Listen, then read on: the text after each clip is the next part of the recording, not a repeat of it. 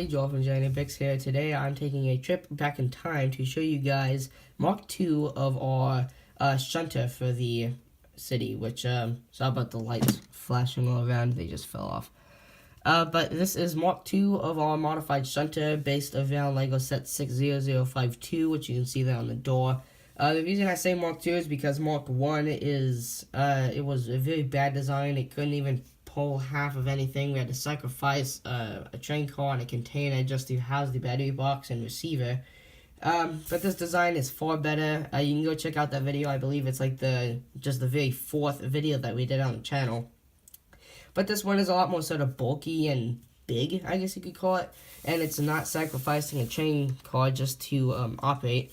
We've got an actual engine here instead of what looks more like a shunter. This is kind of half shunter, half actual engine, I guess you could say. Like something that BNSF uses sort of with the train and in the shunting yard sometimes. That's sort of what we have here. But let's go ahead and take a look at the exterior, and then I'll take a brief look at the interior. And I say brief because we don't have too much in there. But obviously we have our two trucks here, which the front is actually the motorized wheel, so it's front wheel drive, and then the back is just our bogie, which keeps on falling off for some reason. Here we've got our steps leading up to the door, which opens right there, and you got a pretty big space in this. You could put a figure kind of poking out and saying hi. You got a bar here, so if you really wanted to, you could open up the door, set a figure here holding onto that, making it look like he's going inside if you just had this parked in the train yard. And then over here we got a couple of our little gates, and then right below we've got our original little undercarriage setup, which says water, oil, and on the other side it says electrics.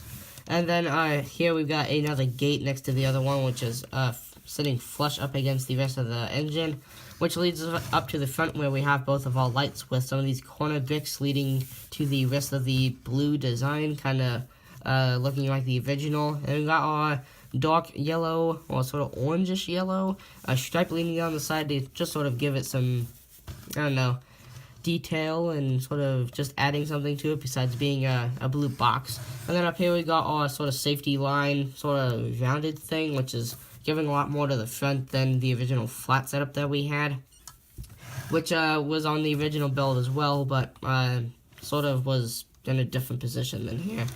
But on the other side, we got our gates again with that undercarriage setup saying electrics, and then we've got our ladder here as well with the little bar and then the opening door, which kind of leads us up to the top, I guess, where we have our little 2x3 with the horns on it, which you pull out to press the little button there to turn on the engine, which this is using the classic version of power functions. And then here you have a wire popping out, which in my opinion, I kind of like it. This kind of looks cool and sort of adds some detail in my opinion. Here we've got a little infrared receiver here right next to the battery box, which is kind of convenient. It's all basically in this little area here. And then right there we've got our window, which was used on the original set as well. Right here we've got some more windows leading back to the door.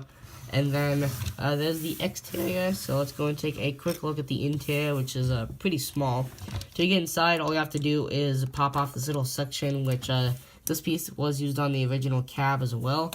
But on the inside, we've just got our little original control pad from the set, and then also our little seat there, so you'd seat your figure there, which he'd walk in here with that big sort of area and just walk up to his seat there. But the two studs right here from this little lamp are kind of the only thing holding this in, besides just kind of friction fitting in place. But other than that, we've just got this sort of weird sort of shape here with these two vents leading up to the top, which I kind of like this design here. Which under here, if you didn't notice, this is actually one of the minifigure collectible series bases. Which, sorry for all the dust, I haven't brushed this off in quite a while. But here on the back, we've got another light as well as another window where you can kind of see into the interior there. And then we've got another one of these gate pieces and a little hole there. I'm not sure what that's for. But there is the exterior and the interior. Sorry about my voice kind of croaking out. Kind of getting over being ill right now. But thank you guys for watching. If you guys enjoyed, make sure that you subscribe, like the video, and follow us on Instagram. Bye for now, and thank you for watching.